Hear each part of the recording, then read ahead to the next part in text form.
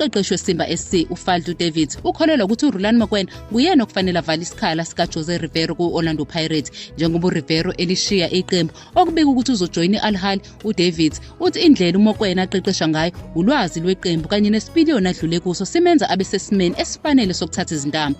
uMokoena obeqeqesha iWydad Casablanca wake wasebenza ne-Orlando Pirates kusukela ngo-2017 kuya ku-2020 njengomsizi nomqeqeshi wesikhashana. uDavid uphakamisa ukuthi manje isikhathi esifanele sokuthi uMokoena abuye azohola iqembu ngokuzimela. Ukapteni weKaizer Chiefs uYusuf Matha ubonga usihlalo weqembu Kaizer Motaung ngokubeseka kwakhe okuqinile nobuholi ngemuva kokunqoba kweqembu iNedbank Cup bebhekene ne-Orlando Pirates. uMatha ushaya igoli elibalulekile elibenze banqoba ngo-2-1. uthe ukwesekwa nguMotaung kunikeza abadlali umdlandla nokukholwa. Njengamanje iKaizer Chiefs isendaweni yesishiyagalolunye kuligi kanti isethubeni lokuqeda ku-top 8 njengoba kusasele imidlalo emibili. Bazimisele ngokuhlungela umqhudelwano we-M10 8 ngesizini ezayo. uMatha uphinde wakhuluma ngomsebenzi onzima owenziwe yiqembu kule sizini. Uveze ukuthi ukunqoba iNedbank Cup kuzwakala kukhethekile futhi kuwumvuzo wemizamo yeqembu kanye nokukhula kwakhe kule minyaka emithathu edlule eqenjini.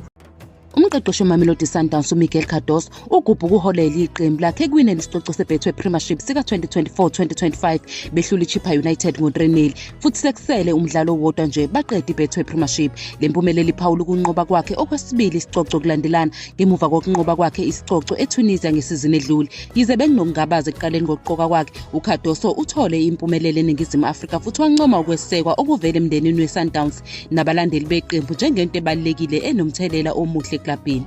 uBrendan Peterson ongunozinto weKaizer Chiefs ubona imidlalo emibili yokugcina yaleli qembu njengemidlalo ebaluleke kakhulu futhi kumele bayinqobe ngemuva kokuphakamisa isicoco seNedbank Cup nokuqeda ishobolo leminyaka eyishumi bengayitholi indebe. iKaizer Chiefs isigxile ekuqedeni ku-top 8 ngokuhlula iSekhukhune United nePolokwane City. uPeterson ugcizelela ukubaluleka kokuvala isizini ngezinga eliphezulu ukuze kwakhiwe umfutho wemiqhudelwano yesizini ezayo. Nangaphezu kokudonsa kanzima kwabo kwimidlalo yeligi, uhlale nethemba lokuthi impumelelo yakamuva yendebe izokhuthaza iqembu futhi isebenze njengesitebhisi sokuvuselela udumo lwangaphambili lweclub.